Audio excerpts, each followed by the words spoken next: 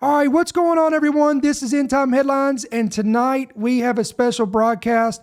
The world is going exactly in the direction that the prophets have foretold. The Bible has told us that perilous times would come, and every single day you turn on the news, you open a newspaper, if you still read newspapers, you open your phone, and the headlines are matching the Bible, and we're seeing this stuff unfolding at a rapid pace. And today, we're gonna discuss this more in detail, and I'm very excited because we have a very special guest that we're gonna bring onto the program, and we're gonna just get into these things, and we're gonna peel some layers back and see what the Holy Spirit will reveal to us in this hour and how we can prepare for what we've been foretold that was coming. So without further ado, let's get after it.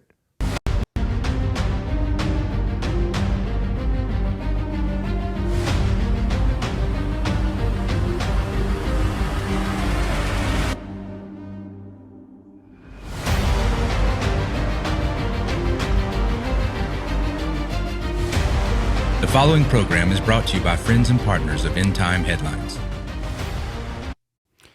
All right, what's going on, guys? It is Friday night, March 21st, and we want to welcome you to tonight's broadcast. This is End Time Headlines, news and headlines from a prophetic perspective. And of course, I'm your host, pastor, founder, and voice of End Time Headlines, Ricky Scaparo. And listen, we are super excited tonight. We've got a very special guest. And before we even get started tonight, you know the drill. Why don't you go ahead and hit that like button? You guys that are listening by YouTube, listen by Rumble. That's going to help push us out on these algorithms.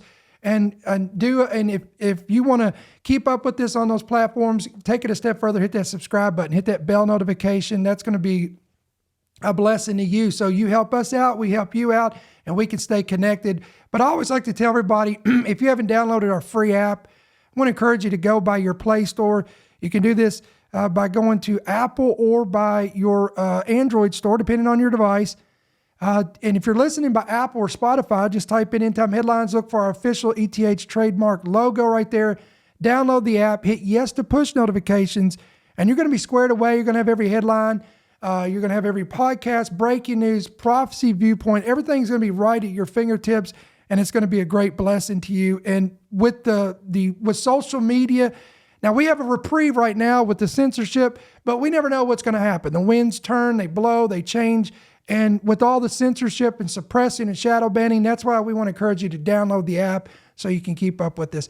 So listen, guys, tonight, I'm so excited because I feel like that he's been on the program before, but he hasn't. But he's a regular, at least to our household. We listen to him all the time. We appreciate him. He is the founder of Hope for Our Times and former senior pastor of 412 Church in San Jacinto, California. I hope I pronounced that right. He has been teaching Bible prophecy for over 30 years and has a unique gift for helping people understand the Bible in the last days. He's also, you probably know him from the Hope for Our Times website. He's always on YouTube. We listen to his podcast regularly, and that's probably, and you've probably been to a few of the conferences where he's spoken at. But we're speaking of none other than Pastor Tom Hughes. How you doing, brother?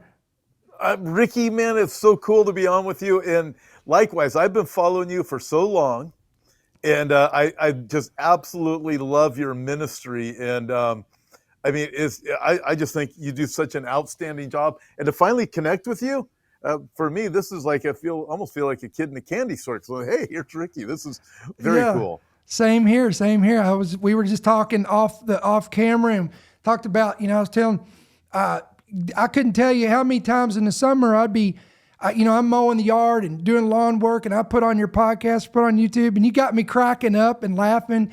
Because you're like me, you have that sarcastic humor and whatnot. And I have to say, honestly, one of my favorite programs that you do is You Can't Make This Up. Because everybody that knows us as a regular viewer of our ministry, they know I say that constantly. Even before I found you, I said that. So I just thought that was ironic and that we talk about that. But again, we appreciate you coming on, brother, and taking the time. to be a part of our podcast. And I know our viewers love you, and we appreciate what you're doing too in California. And there's a saying, they say, can anything good come out of California? Well, yes, you're looking at it. We've got some strong prophetic voices in California, and Pastor Tom is one of them. So today, I just wanted to bring you on, and I just want you to be relaxed, brother. Let's just talk, and let's get into this real quick. I brought this up with Mondo Gonzalez, and our audience has talked about this as well. I knew that things were going to heat up in the Middle East, especially with Donald Trump, and especially with Iran. And now again, this was me personally based on there's a weird sequence of events. In Luke chapter 21, Jesus said there will be signs in the sun, the moon, and the stars. So I have, for years, we've taught about certain.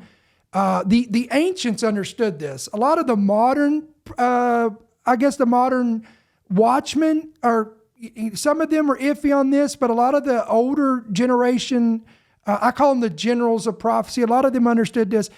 But like when you have these solar eclipses, and especially like blood moons, and they're falling on certain Jewish feast days, I always tell our audience, this is something you need to be paying attention to. And this recently happened with the blood moon that happened over America, but consequently, it fell on Purim on the Jewish calendar, and not once, not just this year, but it happened last year, this year, and it's going to happen again next year. And these blood moons are all falling on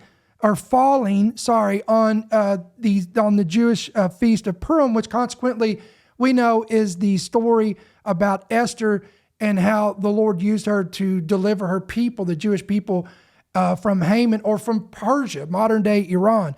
So I told our people, we need to really pay attention to the Middle East, pay attention to Iran especially, and watch and see that Donald Trump won't get directly involved somehow, militarily. I believe militarily speaking, I still believe this, somehow, some way is going to get involved in this situation with Iran.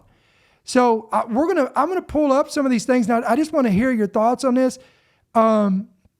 Let me pull up some of these articles here, and these are some stuff that's come, as you know, as the time we're recording this, that Israel has broke their ceasefire, and it's not because they wanted bloodshed. It's because Hamas is not, meeting up to their deal, their end of the deal.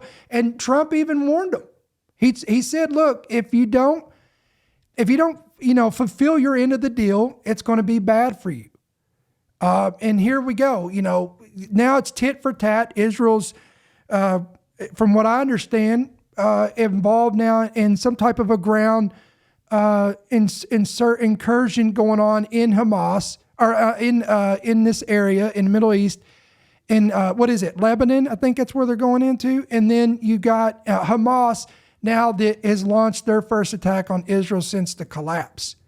And you could chime in anytime, brother. I'm just putting this in as a background, as a backdrop. Okay.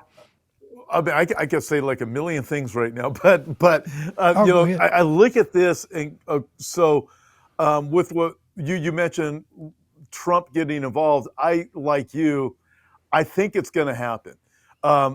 It was the Houthis who said just the other day, they said, hey, this isn't about Iran, when they launched their first rocket or first missile just a couple of days ago. They said this isn't about Iran. And as Trump had stepped up the hits against the Houthis, Biden never did that. I think there were over 100 attacks on U.S. ships in the area of the Red Sea.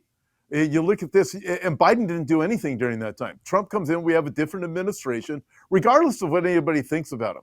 We look at this, and Trump is not someone to play games, and he will follow through with what he said he's going to follow through with. And so the Houthis, they launched these attacks against Israel, and then they release a statement, their foreign minister does, and says that Iran has nothing to do with this. Well, that's a lie. Everybody who pays any attention knows Iran has everything to do with this. My guess is that I'd say there's a very significant chance that the U.S. is going to get involved, and what they're going to get involved with is eliminating the immediate problem of Iran. It's also been made very clear when it comes to Iran. Trump said, and Trump's not the only one, obviously Israel has been saying it, and I don't know if it was Pete Hegseth, I don't think it was Pete Hegseth, it was one of the other Trump admin guys, said we cannot allow Iran to get to the place where they actually have nukes. And we know they're super close. And we look at Psalm 49, Jeremiah chapter 49. Bill Salas is someone that, you know, Ricky, and he's on my program sometimes. And a good friend of mine. But he as you look at Jeremiah chapter 49, an attack appears to happen against Iran in the area of Elam, where their bow is broken. Well, if it's their bow that's broken, that means it's their launcher. And it's after this attack that happens in Jeremiah chapter 49 that the area of Elam is devastated. Wow. And people in that area, they have to flee. Well, could it be that the area of Elam, their launchers for nuclear attack is about ready to be taken out? And it would not surprise me if Trump gets involved, because the whole issue with Hamas and the Houthis trying to threaten and the other thing is Israel keeps having victory after victory. God's with Israel, no matter what people can say. They can say all they want. God is with Israel. And so I'm looking at these things. And by the way, Ricky, I know I told you this off there, but I'm going to be in Israel next week, Lord willing. I'm excited about it. I actually have a tour group jealous. coming in, and it's going to be, listen, God is the keeper of Israel. And for anybody who goes there, it's like you get in the borders of Israel. I've never felt a place of more safety and peace than when I'm actually in there. That's what I've been told by other ministers that take their tour groups. They say the same thing. They're like, look, it's not, the media makes it look like, there is certain places, but where they take them, it's probably safer, honestly, than some of the streets in America. It's safer than California, since you mentioned California earlier. Yeah, I'll guarantee you it's safer than Los Angeles. Yeah. But, it's just don't drive a Tesla right now. You know what I'm saying? But anyway, we'll get in. No kidding. But I've never been to Israel, so I'm kind of jealous of that. I'm hoping, Lord willing, that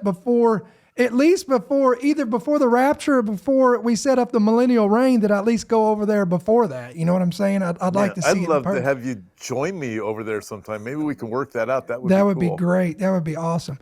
Look, let me pull this up. Let me see here if we can pull this up, because I want to show you this article. Whoops, wrong one. Here we go.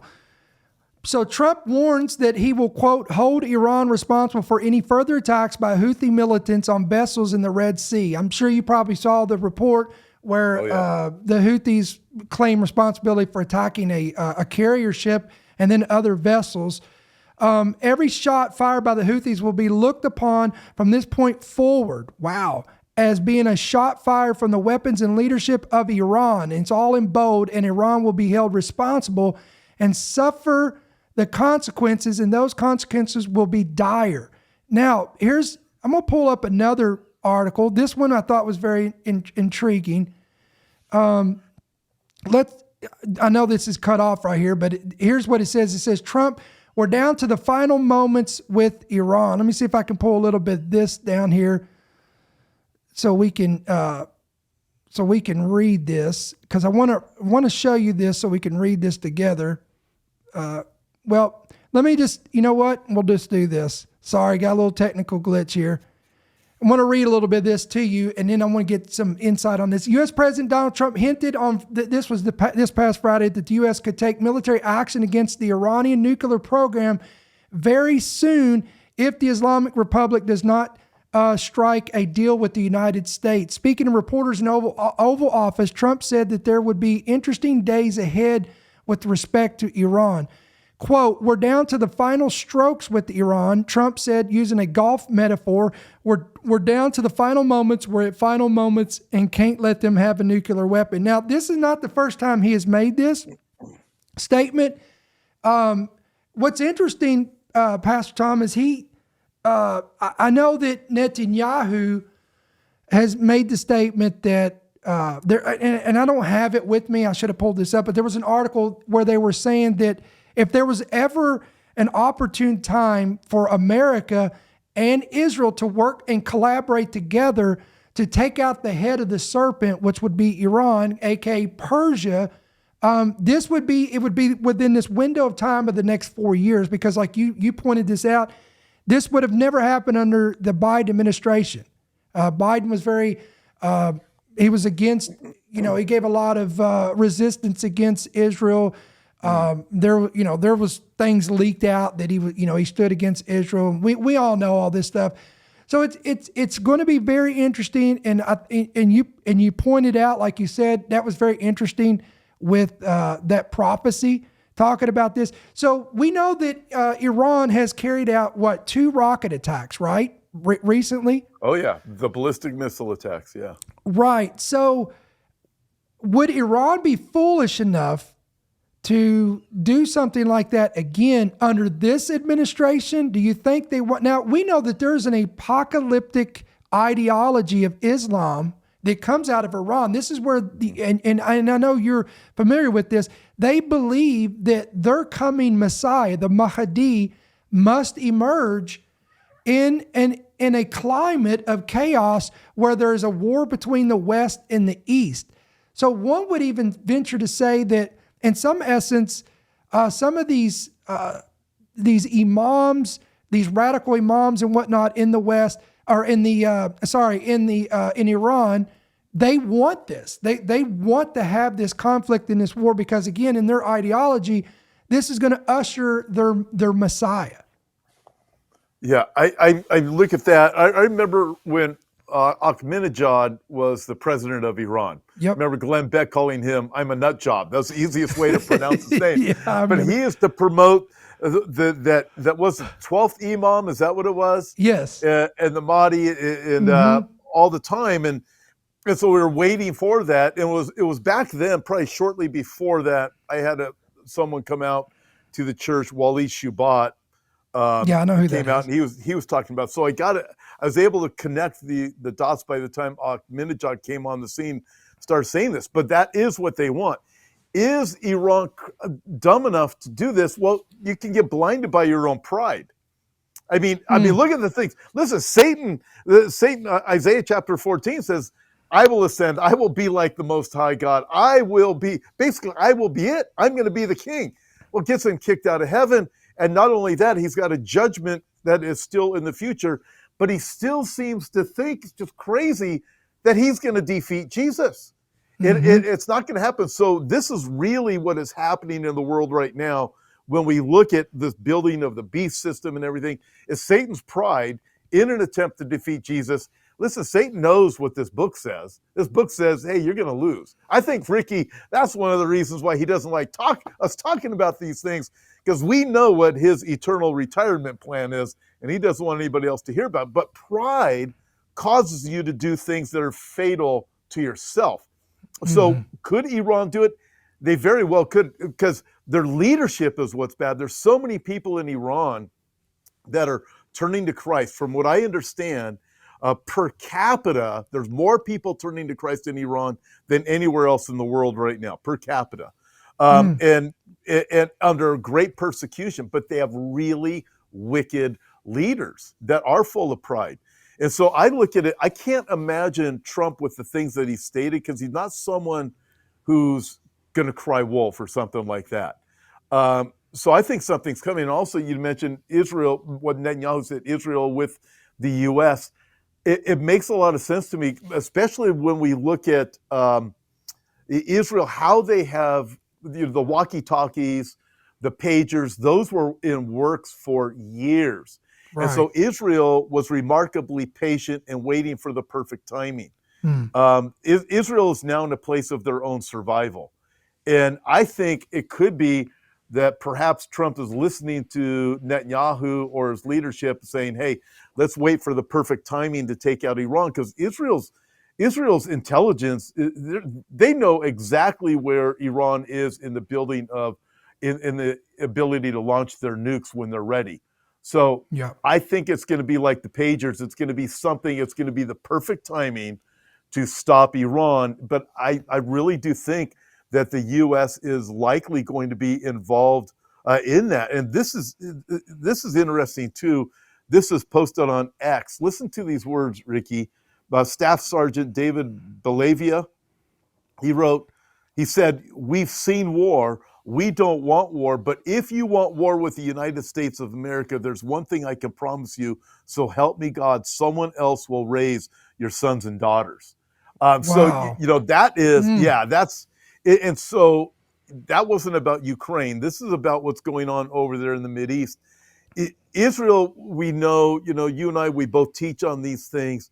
We know Israel is going to be ushered into a place of peace and safety. It's going to be false security. We know that day is coming.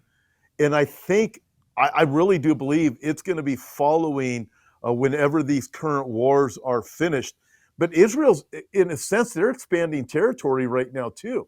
Netanyahu said, listen, we're taking Gaza and it is going to belong to Israel. God gave Gaza to Israel, but the tribe of Dan didn't want it, 3,500 years ago or whatever it was. Dan says, no, we don't want it. The enemy's too strong there. Israel's been dealing with the problem of Gaza ever since that day. And now you look at what's going on in Syria, just to the north of the northern border of Israel, and you see the Druze are in there, which are very friendly with Israel, and the IDF is there. The IDF has never been there before. Yeah, I was going to say that. Yeah.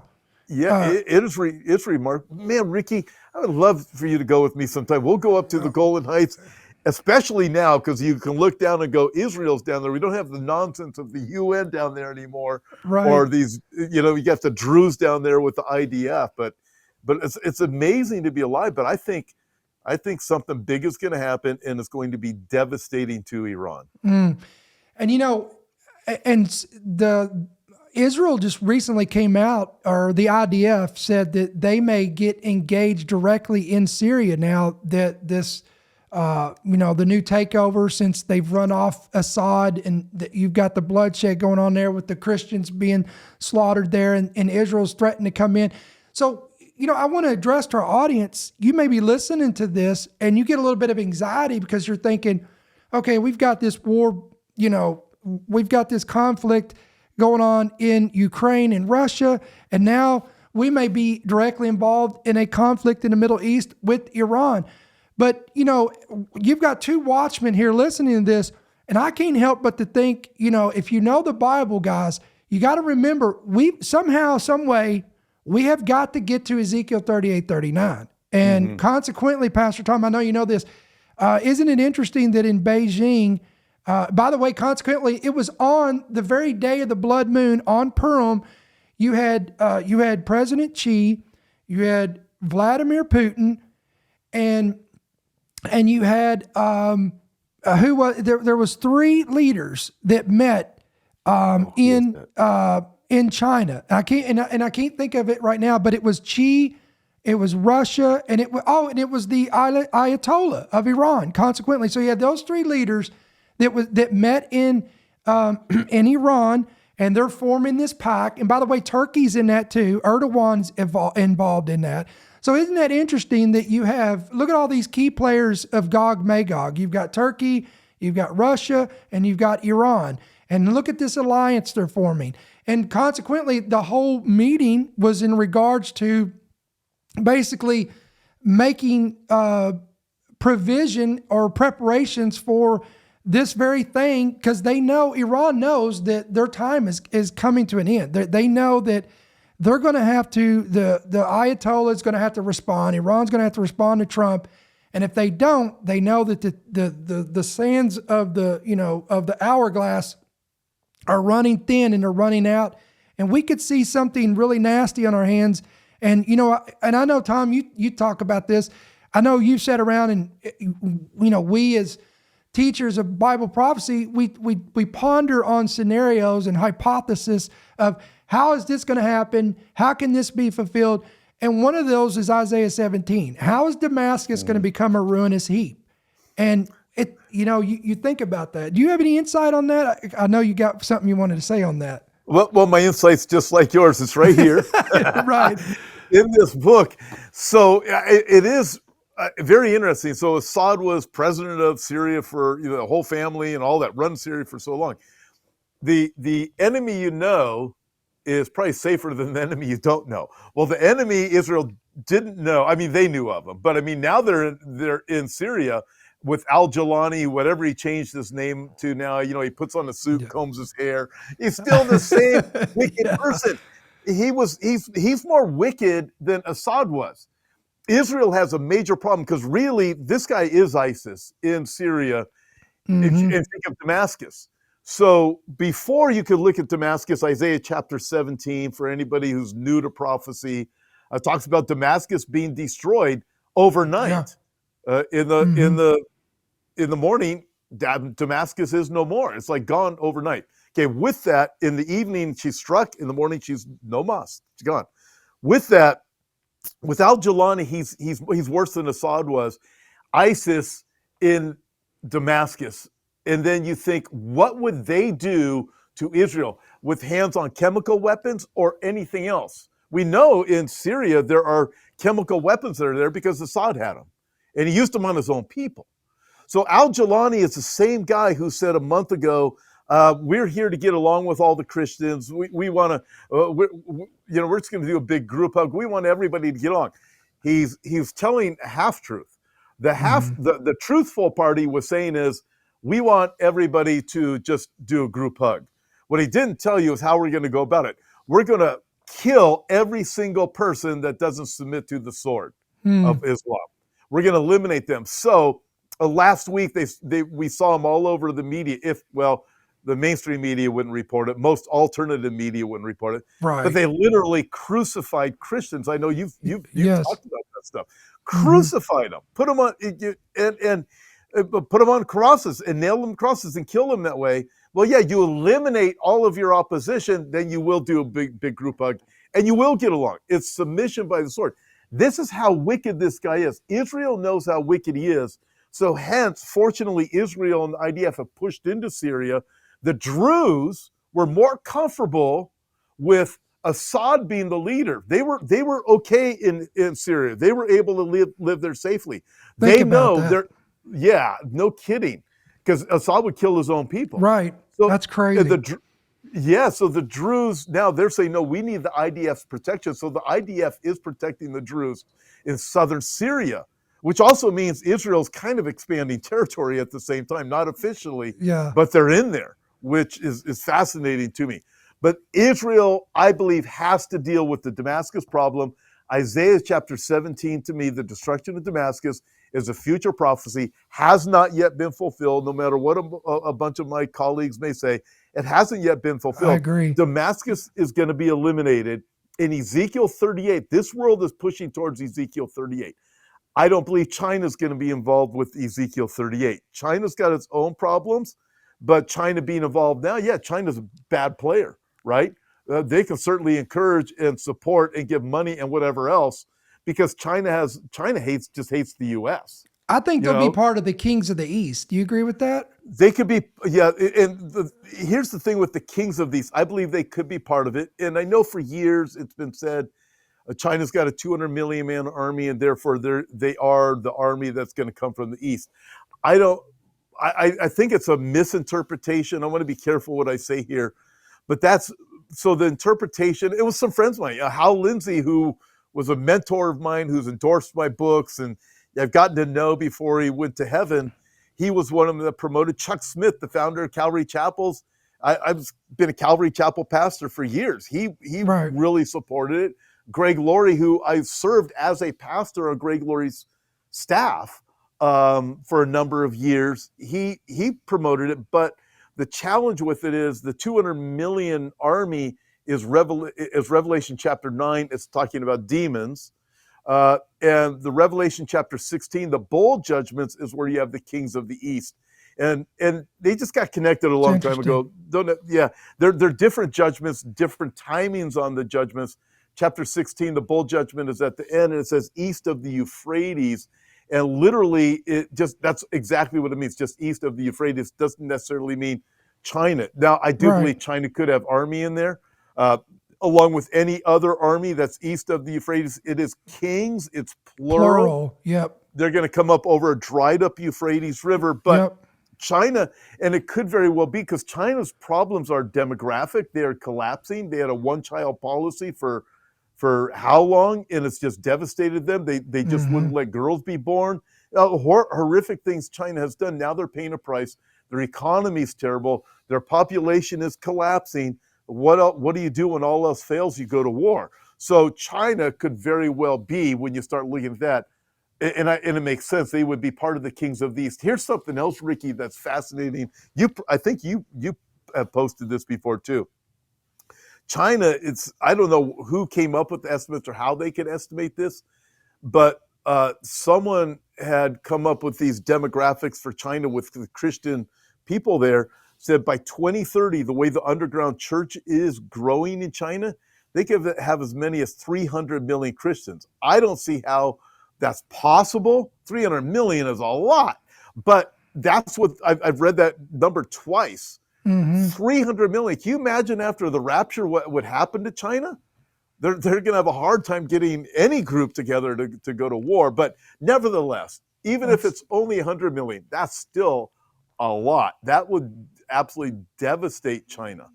So, you look at these things, but everything is, I believe Damascus is going to be destroyed.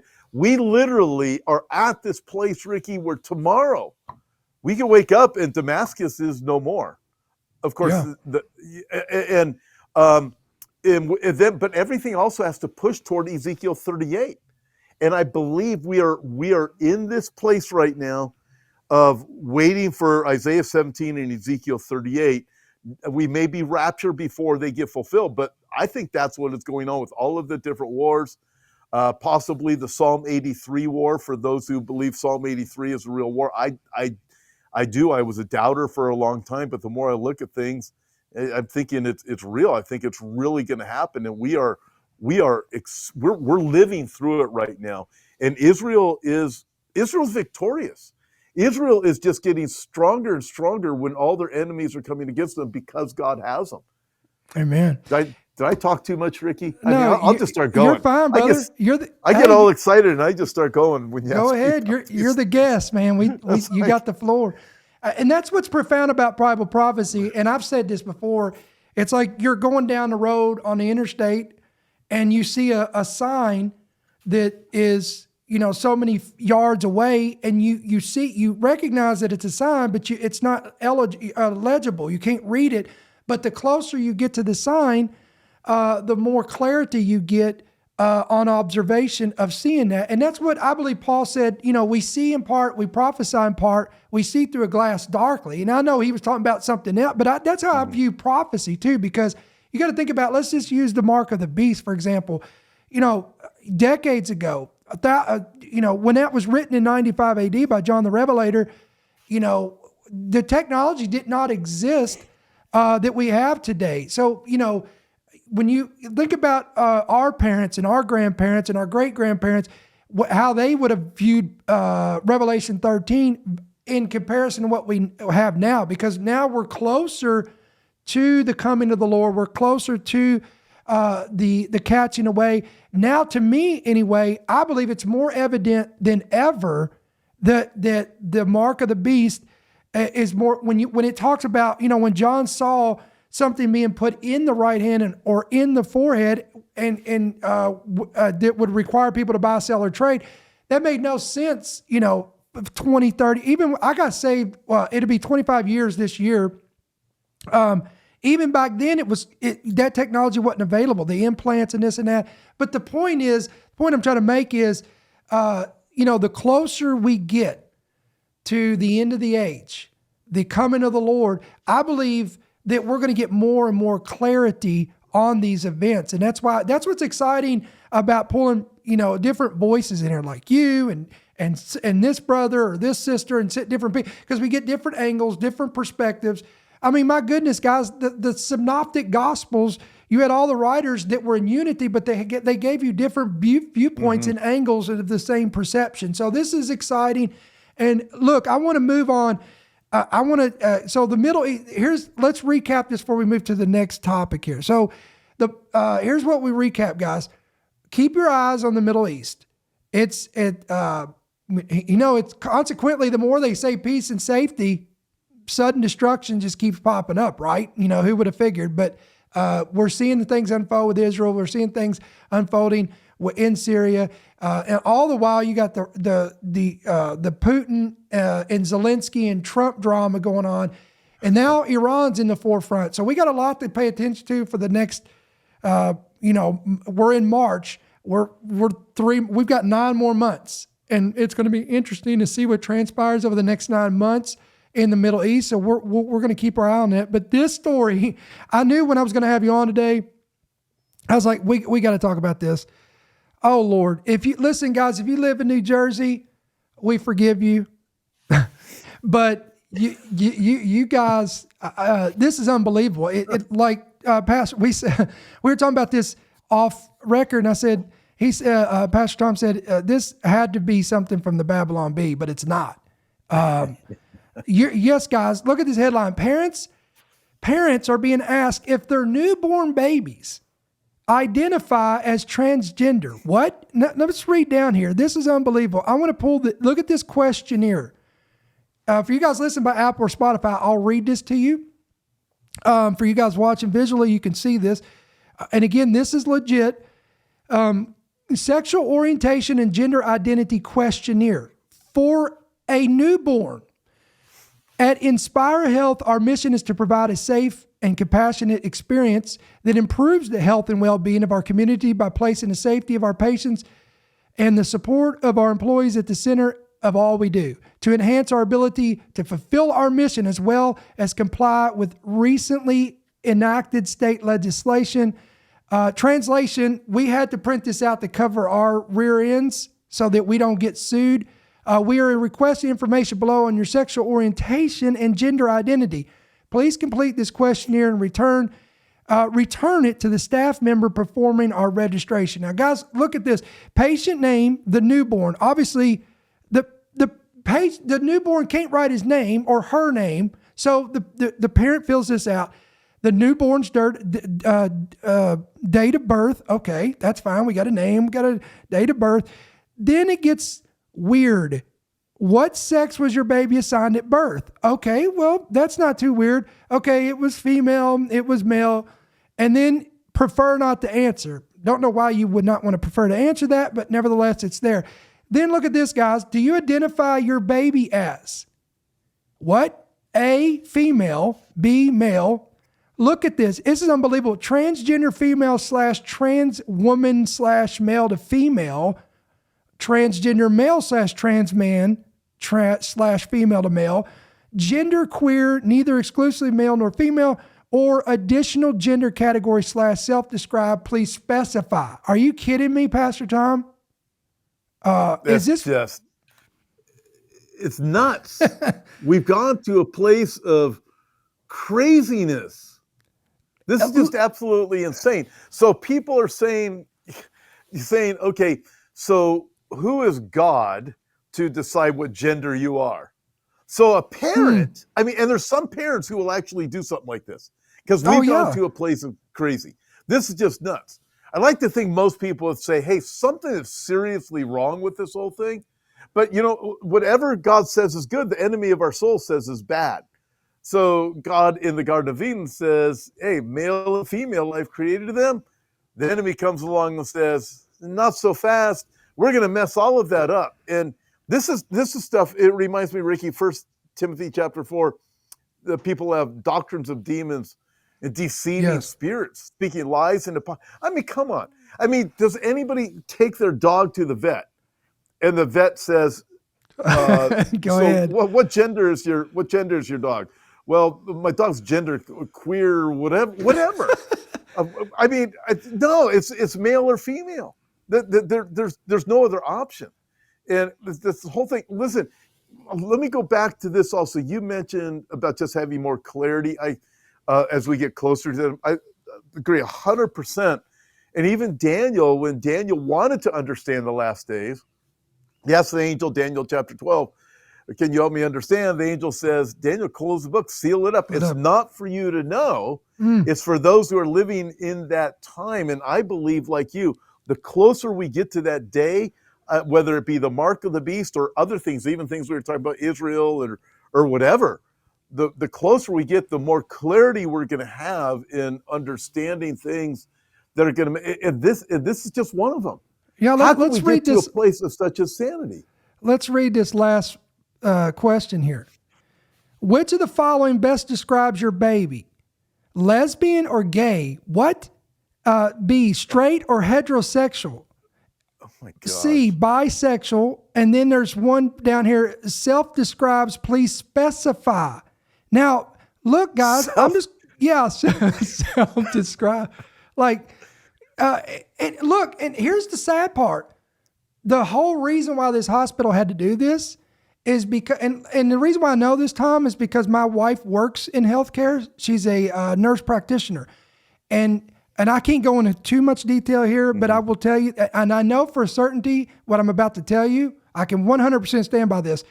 Somewhere down the road, at one point or another, you had patients, whether they be parents, whatever the case may be, they were offended because they were identified as, I know, God forbid, as their biological gender, and they got offended and they threatened to sue the hospital. But because of that nonsense, they have to write up these legalities like this. So this is what we're like. I'm gonna steal your line. You can't make this stuff up. This is where we are, and it's not just America. I wish we could just say it's America, but it's not. We're seeing this all over the place. CNN just hosted. They had this goofy inspirational person of the week, or something about. They were doing something, and they put up the transgender influencer, that Dylan Mulvaney. And yeah, did you see that? And he made this statement, and we talked about this on our program yesterday, that he made this statement where he told his own mother, he alleged that he told his own mother when he was a little boy that God made a mistake and put a girl in a boy's body. And what's sad, Tom, is he was raised in a conservative Catholic home, and he even made the statement, and he said that because his mother pretty much rebuked him and said, no, God doesn't make mistakes. And he said, well, I can agree to that to a point where I don't think I was, in other words, he says, I believe I was born for a reason, but he said, now I'm looking to a higher power, basically to affirm his stance. And I thought, isn't this where we're at today in the body of Christ, and a lot of the body of Christ in this, because, the woke ideology has crept into the church. We have progressive churches where basically you can go and handpick and pick the church of your choosing, where you're not going to hear a gospel message that's going to be transformative and convict you to be transformed in the presence of Jesus Christ through repentance, but they will affirm to your lifestyle. And this is just sad. This is a real sad state of affairs. That's exactly so spot on. Couldn't agree more. So churches will affirm whatever. And how many churches have you seen, Ricky, that just won't even teach the Bible anymore? It's cherry picking whatever. Listen. I believe you need the whole counsel of God's word from beginning to end. But when you start cherry picking, you're going to avoid subjects that might be a little bit hard for your viewers to hear. And sometimes I just, quite frankly, think that it has to do with some pastors are afraid that if they confront the wickedness of culture with the truth of the Bible, they'll lose people, they'll lose tithers. Exactly. And so therefore, no, we got to keep people happy. And so this type of thing happens. But I look and go, this is just nuts. So several years ago, this would be pre-COVID, there's this guy that started coming to our church, and it turns out he's somebody I went to high school with. So I graduated from high school in 1977. We were in the same graduating class. I know what some of your people are thinking, man, that guy's old. Well, you graduated. You graduated when I was born. I'm just letting you know. I had that feeling. I got wrinkles. You don't. Yeah. Oh, I got a little bit of them. It's coming. and and so he started coming to our church, and he was married at the time, and so forth. Anyways, he his wife ends up passing away, and he wanted to get together, so we get together, and we're having lunch, and we did this for a while, and then all of a sudden one day I hadn't heard from him in a while, and he contacts me and he says, "Hey, can we get together for lunch?" And I said, "Sure, that would be great." And he says, "By the way, my name is no longer Oh boy. yeah," and he said, "My name is Rachel." And I'm like, so this is pre-COVID, right? And he's as old as me. And I'm thinking, oh boy, what do I do? I'm a pastor. Let me go meet with him. So I went and met with him for lunch. And he says to me, and I mean, listen, the guy's got body parts he didn't have before. You know what I mean? Wow.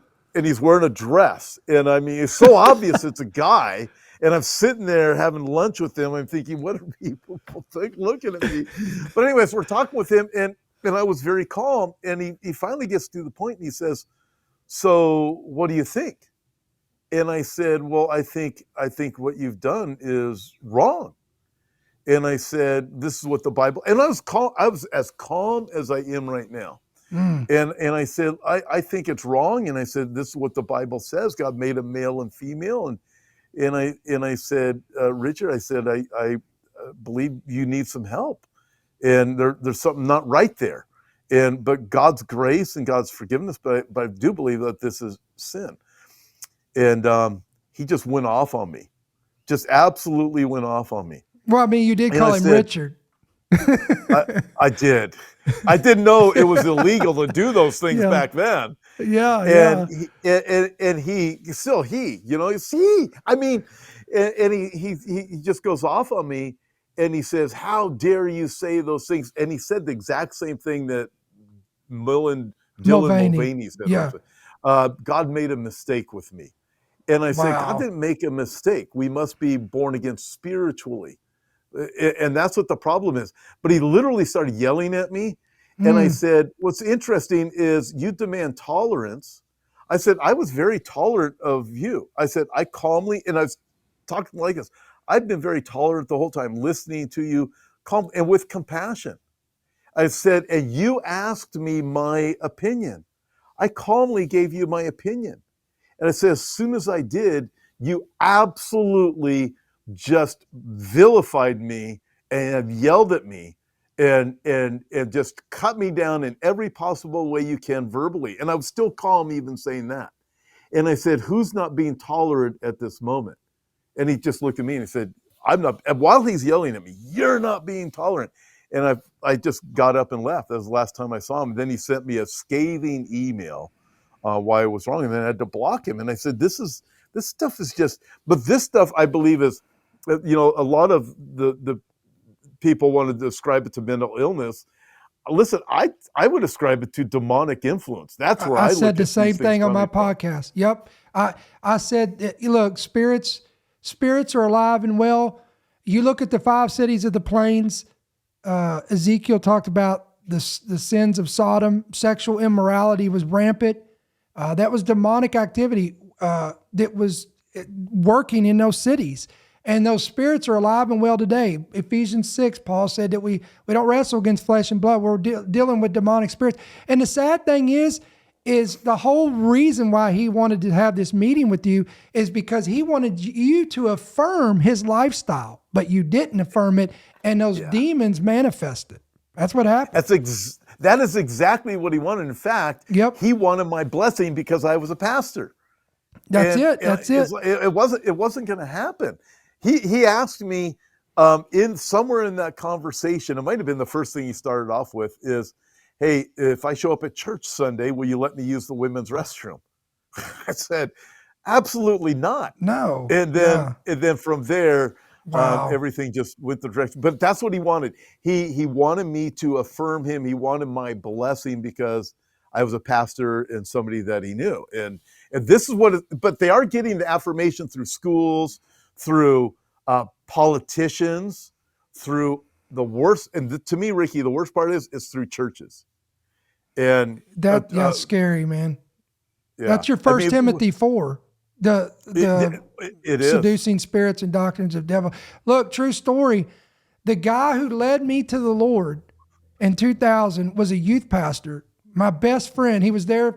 He was there for the birth of my child. He was my best man at my marriage. He was there when my mother passed away, and he was the one that led me to the Lord. He was a youth pastor. He led me to the Lord like 5 years later. No, I'm sorry, 8 years later. He started, and I'm going to make this really short. He started acting different, and I knew, and the Lord gave me a dream and showed me in a dream that he was backslid. He wasn't even serving God. He was doing things again that he shouldn't. He was back in his old lifestyle. And when I confronted him about it in love, he actually, long story short, he said, if I told you everything, he said, we probably wouldn't be friends. And I'm thinking, my goodness, man, what could you possibly do that would make me give up our friendship like this? And you probably know where I'm going with this. Then at that point, he confessed that he was now homosexual. And I was so shocked. And I said, what? Now, this guy was engaged twice to women. I'm like, no, you're not. I told him straight up, you're not gay. You're not homosexual. And he said, yes, I am. I said, no, you're not. And I said his name. And I said, look, I am not going to agree with that demon. I'm not going to agree with the lies of hell. And you know what? And again, Pastor Tom, he wanted me to affirm his lifestyle. But because I didn't, same thing. He lashed out. He said, we're done.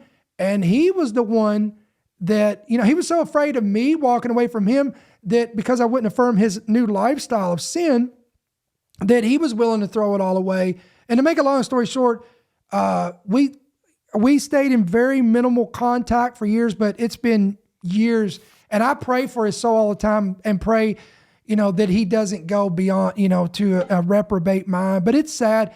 And, the sad thing is we read these scriptures like 1 Timothy 4, that the Spirit expressly says in the latter days that some shall depart from the faith and give heed to seducing spirits. And we read about this, but when you see it happen and it affects you personally, it does something to you. And it's like, you either, you really, you get serious about this and explain to people, I always tell people that if you couldn't fall away, why does Paul say that? First Timothy, you can't fall away from something unless you were first a part of something. So this is, when he addresses this letter, these are people, and he says they'll depart from the faith. He didn't say they'll depart from the world. He said the faith. So these are people, I call these people in the church that they'll bear the name of Christ, but they'll give heed. They'll actually embrace doctrines of demons and devils. And we see this, we report this every week. Look at all these scandals and sexual immorality. We just had a very a big time mega church pastor. I don't even need to name the name, but he just got sentenced to prison for this stuff. Like this is just happening all over the place. And it's a sign of the times. Yeah, I saw your post on that one. I've been following that and looking. It's very troubling when I think, with the unsaved world, the pagan world, you expect certain things. With people who are believers, listen, God calls us to a different standard. Where Peter writes he says we are, I believe it's in 1 Peter, not 2 Peter, where he says, talks about us being part of the royal priesthood.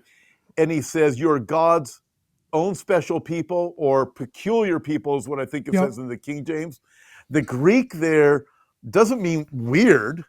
Right. What it means is above the usual. So the pagan world, you expect certain things from. So Dylan Mulvaney, some of the things you see coming out of Hollywood, this is what they do. But when it comes to the church, I get really bothered by church things because it gives such a black eye to the name of Christ. And I understand there is no perfect pastor, there's no perfect church, there's no perfect Christian. That's why we get saved.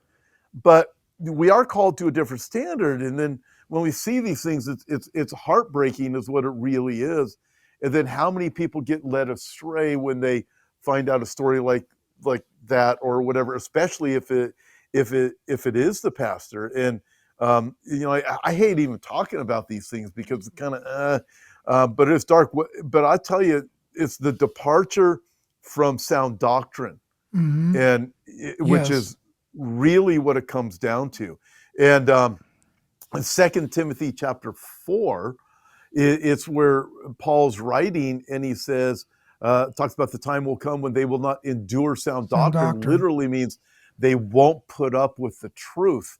And that's where you start getting away from this, you're going to go down a path. There's a void that's going to have to be filled, a vacuum that's going to be filled. The temptations are going to start coming in. And listen, the things that had trapped you before you got saved, guess what? Those are the things that are going to entice you again and draw you there again. And you just have to stay in the Word. You need to, if you don't know any solid brothers or sisters, at least find a way to connect with them somehow. And I praise God now for online ministry, because some people don't live near a good church. It's just not within, they're 4 hours away from a good church. And Yep. for some people, the most encouragement they get is from watching somebody like you and going to your ministry. One of the things, I'm going to pull this up because, and we're going to get to one last segment, and then we'll move on, and then we'll close this out. This scripture I remember when I read this years ago, and this really stuck out to me. In 2 Timothy, this is where you were just talking about this. The time will come when, look how many times he says they here. You got they will not endure sound doctrine, but according to their. So you got their and they, because they, I'm going to do something here, guys. I want to show you this. And they, I'll go to here, and they, once I'm done with this, I'll show you why. They and their, look at this. This is all 2 Timothy chapter 4 for you guys listening by Apple or Spotify. Now look at this. For in verse 3, for the time will come when they will not endure sound doctrine, but according to their own desires, because they have itching ears, they will heap up for themselves teachers, and they will turn their ears away from the truth and be turned aside to fables. The whole point here, guys, is, Pastor Tom, this is what the Lord showed me about this, is all of this nonsense that we're talking about is brought on by supply and demand. Let me explain. Yeah. They want it. They basically, they are supplying and demanding the church. So, and it starts with the headship. So if the people want a pastor that tickles their ears and he won't tickle their ears, you know what they'll do? They'll vote him out. They'll get rid of him and get somebody up in there to tickle their ears. So in modern vernacular, what we've done, we'll create a whole playlist of preachers and teachers that tickle our ears and affirm our lifestyle and not convict us and not charge us. And this is sad, and it's all supply and demand. So this is before people blame, the pastors, the leadership, this and that, remember the people, Paul said the people will not endure sound doctrine. The people will not tolerate that. The people will want to have their ears tickled. And we're there. We're definitely there. So I want to shift gears here. One final little thought here. There's a lot of there's civil unrest growing, and I know you've seen this because this has been kind of made mainstream media. I'm going to pull this over, and so we can look at this. You've got this growing these incidents where these Teslas have been set on fire with Molotov cocktails. You've got gunfire that's been shot at them. We're seeing this all over the place. And I think we've got a video here. We're going to pull this up, and let's watch this. This is from CBS News. Let's check this out. Here, we don't need the volume on this, but look at that. Could you imagine seeing this? Yeah. And no kidding. Is that 3 or 4 of them burning right there, man? Yeah, at least 4 of them. And this was again, they were set on fire and shot with guns in a targeted attack. Now, this thing has really stepped up because let me show you this article. Pull this up and we'll talk about this. This is from the Daily Mail. Musk-hating hackers release. Have you seen this, Pastor Tom? Releases names and address. I saw it on your your post. Right. This is insane. So these hackers have released the names and addresses of every Tesla owner in the U.S. with chilling symbol. Elon Musk hating hackers have doxed Tesla owners in the U.S., releasing an interactive map showing their names, addresses, phone numbers, and emails. The disturbing website called DogeQuest also provides, look at this, the locations of every Tesla showroom, charging station, and the known residences of the Department of Government Efficiency employees. It even lists FBI Director Kash Patel's home and uses a symbol of a Molotov cocktail as its cursor. The site's operator said they will only remove identifying information about Tesla drivers if they provide proof that they sold their electric vehicle amid a national boycott of the car maker. Now, Elon has come out, and this was his statement. He calls this, and I agree with him, extreme domestic terrorism after website publishes data on U.S. Tesla owners. Now, I have a video, and then I'm going to let you loose, and I want to hear what you got to say. But this was from X.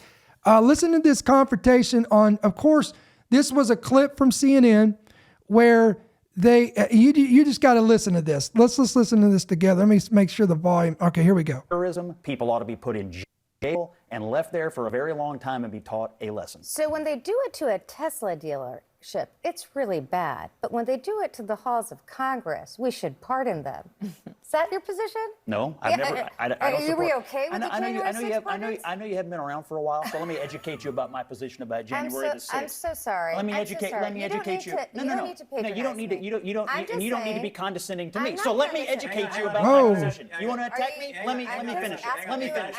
Let me finish. Let's do this January 6th and then near it. I'm sorry you're getting emotional. By the way, guys, that's always the fallback, January 6th. I'm sorry you're a condescending person who hasn't been paying attention to what I do. Stop, guys. So here's the issue. I didn't support what happened on January the 6th and was one of the first Republicans to call it out. I don't support the pardons. I have repeatedly, just like my friend Ashley here, said that no violence in our political system is acceptable. But this right here, what's going on with a guy who helps our country, who runs successful companies, who doesn't have to be doing this, and now one of his companies is under systematic terroristic threat and violence all over the country, and people seem to be laughing about it or fine with it. It's outrageous. I've sat at this table and had people say, we should cut Elon Musk from the government totally. He rescued our astronauts today. Is that what we want? The treatment of this guy is outrageous. These people who are doing this need to be found, put in jail, and made an example of. That's my point. Anyone who commits violence against Tesla or Congress or anyone else should be put in jail, 1,000%. But that should not stifle dissent or opposition from Elon Musk. Give it a little lip service. Give it a little both sides. Go ahead. No, okay. So John, We're so both sides here. I'm so sorry. I'm so sorry to say that people are legitimately upset. They're legitimately upset at Elon Musk, and they're doing it on their own, but there is no reason to have violence in the country. But I just wish all of us would support criticism of, or would support punishing people who are violent wherever they are. So the point is, guys, that of course this CNN pundit was in some essence justifying what was going on because it's no different than what happened on J6. So, Pastor Tom, I'd love your insight. What do you think about this? Number one, number two, where does this go? Is this going to escalate further? How's this going to be? How are they going to stop this? I mean, what's next? You know what? They are doing, I think the deep state has a lot to do with what's going on right now. That's my personal opinion. We've seen the riots back in 2020. We knew much was funded by Soros. Now we know because of Doge, a whole lot of what has taken place that has been evil was through taxpayers' funds. And so several different things here. When I look at this from the area of where she said there's a lot of people who are upset right now with Elon Musk. They are.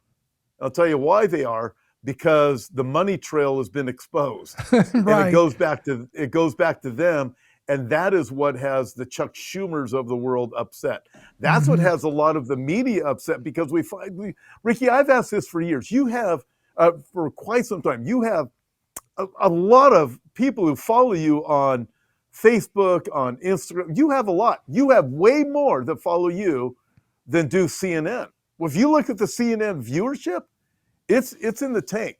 And I've wondered for years, how is it that these anchors and these news pundits on these mainstream media channels get paid millions and millions of dollars when you have people on media like you that have more viewers and followers? This makes no sense because you don't make that. I don't make that. I'm thinking, this is just absolutely, so something's wrong. But what's happened is the money scam has been exposed, and this, it's the love of money is the root of all kinds of evil. It doesn't say money, it says the love of money. The love of money, yep. And that's where the problem is. Okay, with that, equating this to January 6th to me is absurd. The equating of it is absolutely absurd. This is violent terrorism act that's happening. And I believe Kash Patel said we're going to label this as terrorist attack. And we're going after every person that has done this to the Teslas. But to actually have the homes listed, these people are evil, legal? They're wicked. They're violent. Yeah, I mean, the whole thing is just unbelievable. And then we already know as we're watching things, there's going to be judges that are going to jump in and say, you can't go after these protesters. Remember when CNN was saying this is just a peaceful protest when behind them was everything is on fire and people are beating each other up and stuff? This whole thing was lies. We are at this place of lies and deception. And Jesus himself said in Matthew 24, lawlessness will abound. And we are watching this happen. You know what's going to happen is there's going to be somebody who's going to come on the scene and say, I have a solution to this. I can fix all of this. There you go. I can make it go away. And he's going to be the one that we would call Antichrist. Yep. And I'm afraid that, because Elon Musk in an interview with Joe Rogan, he came out and said, and I should have pulled the clip up, but he fears for his own life. He said, he confessed in that podcast that he had to limit basically how many rocks he was turning over because of the amount of snakes that was under the rocks. And he said, if he keeps doing this, he said, I fear for my own life. So that's my concern is we already know that Trump, he's already been targeted multiple times. So we know that, but now you've got with Elon Musk, lest the Lord intervene, God forbid, I say God forbid, if something was to happen, it would literally spiral our country out of control and we haven't seen nothing yet if that was to happen. So that's why we need, as saints and all of us, we really need to be praying about this situation. But brother, look, we've went over an hour and man, it feels like we went 15 minutes. We definitely got to have you back on. I enjoy our talk, and I knew we would. I knew we had kindred spirits because your sense of humor and your personality and what you do, and we love you and we appreciate you coming on. And look, be safe in your trip to Israel. Listen, before we sign you out, why don't you look in the camera? Maybe there's somebody that's watching, listening. Maybe they're part of that group that we talked about where they were strong for the Lord. They had a really on fire prayer life, a devotional life. They were part of the local church, but through circumstances, the anxiety of the world, whatever the case may be, maybe they feel like they're in their heart, they're not on fire for God anymore. They're not in that place where they should be, or maybe somehow, some way, you may be watching tonight, and somebody invited you into the broadcast, or you stumbled across our program. Maybe you're listening by Apple or Spotify, and you don't know the Lord. Well, I'm going to ask Pastor Tom to speak directly to you. I'm going to ask him to pray for you, and I pray that you'll respond to the call.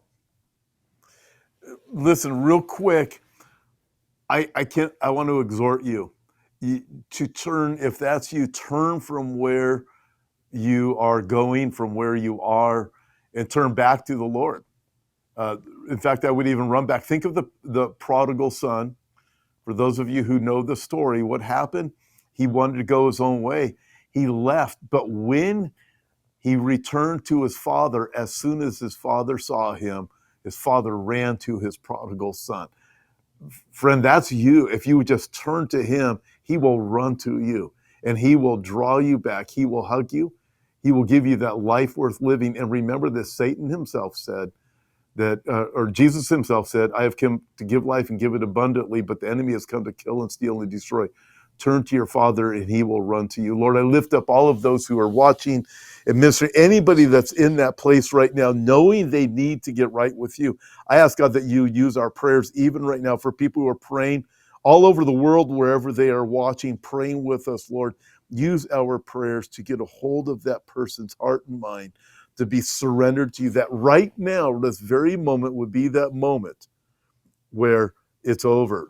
What's the past is past, and they made a decision. You brought them here, maybe even put it on their heart before they even logged on here that they need to do something. Lord, it's them right now. We commit into your hands to turn to you. If that's you, turn to the Lord right now. Drop everything else. Turn back to him. He will run to you. We thank you in the name of Jesus. Amen. Amen. Well, brother, thank you so much for coming on. Again, guys, if you are not following Pastor Tom, you can find him at hopeforourtimes.com. And again, he is all over the place with social media. Just go at Instagram. He's on Facebook. He's on X. I believe you're on X, right? On Twitter, yep, maybe on X. Yeah, he's all over Roku, YouTube, Rumble. He's all over the place. Anywhere and anything you could think of on social media, he's there. Go subscribe to him. I promise you'll be blessed by his weekly programs and his guests that he brings on, all kinds of prophetic voices. And again, thank you so much, guys, for jumping on. And Pastor Tom, again, be safe in your trip to Israel. All of us will be here and we'll be envious of your trip, and we'll be jealous, but I'm sure you'll give us some insights because we got to have you back on maybe next month. Listen, I would love to be back. I'm going to be gone for about a month, but I would love to. I got to come back for the Seder we're having, but I'd love to have you on sometime too. So we're going to work that out. And that would be, I think that would be great. I've actually wanted to have that for a long time, so I'm glad we finally got to connect. So yeah, me too. We'll do it. All right. Sounds good, man. All right, guys. Well, listen, thank you so much for joining us. I know it's Friday night, but what else you got to do? You know, when you were unsaved, you was out there partying, clubbing, and wasting all your money and wake up broke, busted, and disgusted. But now you've been blessed, you've been edified, you've been encouraged. So we thank you so much. Again, don't forget to hit that like button, hit that subscribe button. Again, download our free app if you haven't done that. And we want to encourage you, if you guys have not partnered with us, pray about becoming a monthly partner. Listen, we don't sell merchandise of any kind. Freely we receive, freely give, and we want to give you the opportunity. If this ministry blesses you, encourages you, equips you, edifies you week after week, pray about becoming a monthly partner. You can do it two different ways. You can give electronically through the app, through the website, all over the place, or you can give, I call it the old school method, and you can do that by check or money order right there on your screen at End Time Headlines, P.O. Box 1391, Monroe, Georgia 30655. So guys, until we see you guys on Monday, oh, and that reminds me, Monday night, don't forget, we'll be right back here Monday night. Every Monday night, guys, 8 p.m. Eastern, 7 p.m. Central, right here, live prayer and devotional. So if you're listening outside of YouTube, you need to come over here and subscribe to our YouTube channel so you can be a part of this live gathering. And it'll be a great blessing to you. We pray over personal needs and pray over events going on. And we have a little devotional word at the beginning of that. And we have a great time doing that as the body of Christ. So we're going to sign off for this weekend. And until we see you guys on the next one, I want to leave you with Luke 21:28. Remember, Jesus said, when you begin to see all these things coming to pass, look up and lift up your heads because your redemption is drawing near. God bless you guys. We'll see you on the next one. Thank you for listening to the End Time Headlines podcast. We pray that you've been blessed and equipped by today's message. For more information about how you can help partner with our ministry, please visit endtimeheadlines.org.